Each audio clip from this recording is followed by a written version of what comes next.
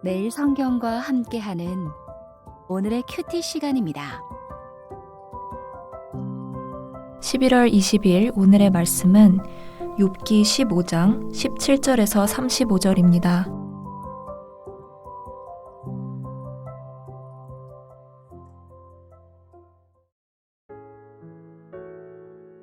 내가 내게 보이리니 내게서 들으라. 내가 본 것을 설명하리라. 이는 곧 지혜로운 자들이 전하여 준 것이니 그들의 조상에게서 숨기지 아니하였느니라. 이 땅은 그들에게만 주셨으므로 외인은 그들 중에 왕래하지 못하였느니라. 그 말에 이르기를 악인은 그의 일평생에 고통을 당하며 포악자의 횟수는 정해졌으므로 그의 귀에는 무서운 소리가 들리고 그가 평안할 때에 멸망시키는 자가 그에게 이르니니 그가 어두운 데서 나오기를 바라지 못하고 칼날이 숨어서 기다리느니라. 그는 헤매며 음식을 구하여 이르기를 어디 있느냐 하며 흑암의 날이 가까운 줄을 스스로 아느니라.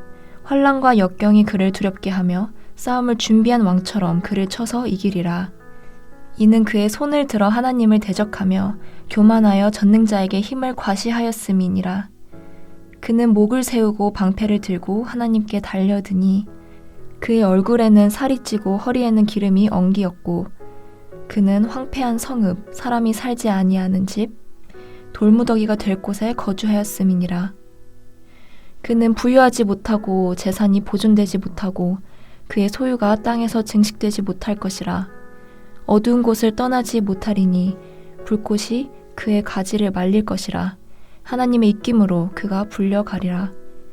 그가 스스로 속아 허무한 것을 믿지 아니할 것은 허무한 것이 그의 보응이 될 것임이라.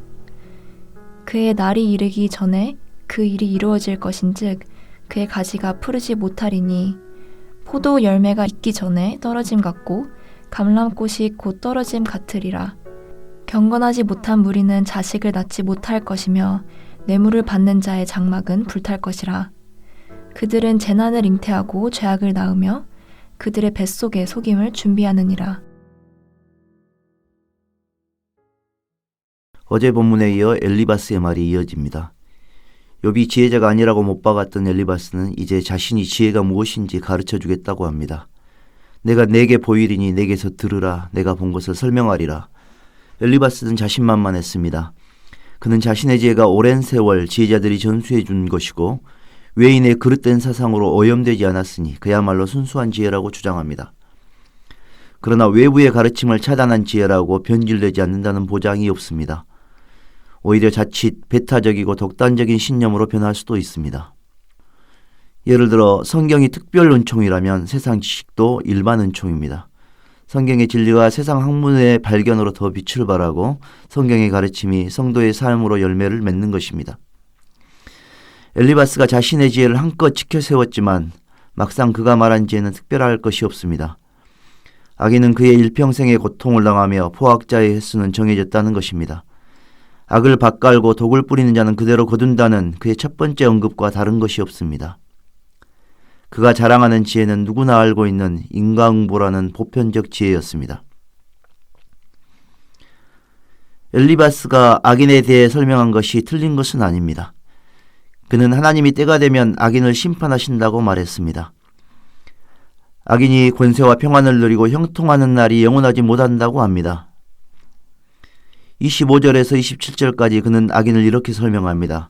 그는 하나님을 대적하는 사람입니다. 그는 교만하여 전능자에게 자신의 힘을 과시하며 방패를 들고 하나님께 돌진하는 사람입니다.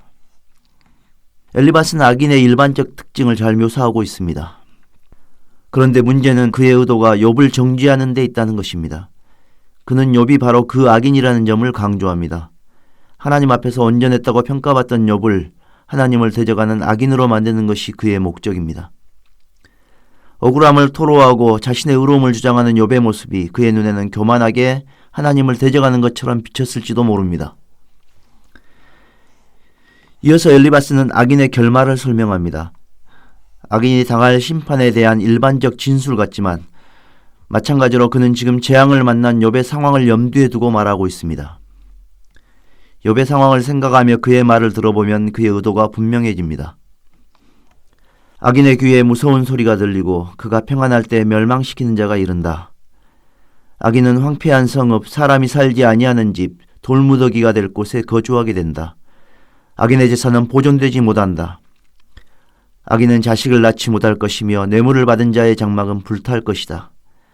악인은 재난을 잉태하고 죄악을 낳으며 그들의 뱃속에 속임을 준비한다. 삶이 태평한 사람이 이런 악인의 결말을 듣는다면 옳다며 고개를 끄덕일지도 모르겠습니다. 설교자의 강단에서 혹은 학자의 탁상에서 이런 말에 아멘할 수도 있겠습니다. 그런데 우리 삶의 현장은 그렇게 단순하지 않고 현실에서는 악인이 그렇게 심판받는 것을 쉽게 목격할 수도 없습니다. 이것이 전도서에서 전도자가 고민한 바였고 또 까닭 모를 고난을 겪고 있는 지금 욥의 질문이기도 했습니다. 더구나 이 말은 고난의 강에 빠져 허우적거리면서 살려달라고 부르짖는 욥에게 할 말은 아니었습니다. 욥의 절망적인 현실이 욥의 악함 때문이라는 엘리바스의 말은 욥에게는 강도의 폭력보다 더 뼈아픈 말의 폭력이었습니다. 우리도 살면서 이런저런 고난을 만날 때가 있습니다. 남보다 못한 삶에 실망할 때도 있습니다. 남보다 더 게을렀거나 더 악한 것도 아닌데 이런 일을 겪고 있다는 생각에 세상을 원망할 때도 있습니다. 그러나 세상은 오해할 수 있어도 주님은 우리의 사정을 아시니 우리의 수고에 반드시 보답하실 것입니다. 지금의 결과가 나의 노력보다 못하더라도 절망하지 말고 주님이 더 좋은 곳으로 채워주실 것을 믿으며 잠잠히 지금의 고난의 강을 건너가시면 좋겠습니다. 기도하시겠습니다. 주님, 세계 곳곳에서 전쟁과 재해로 예기치 못한 고난을 겪는 이들이 많습니다. 잘잘못을 따지면서 그들을 더 아프게 하지 않고 그들이 견디고 회복하도록 도움이 되게 해주십시오. 무엇보다 주님이 그들의 위로자가 되어 주십시오. 예수님의 이름으로 기도했습니다. 아멘.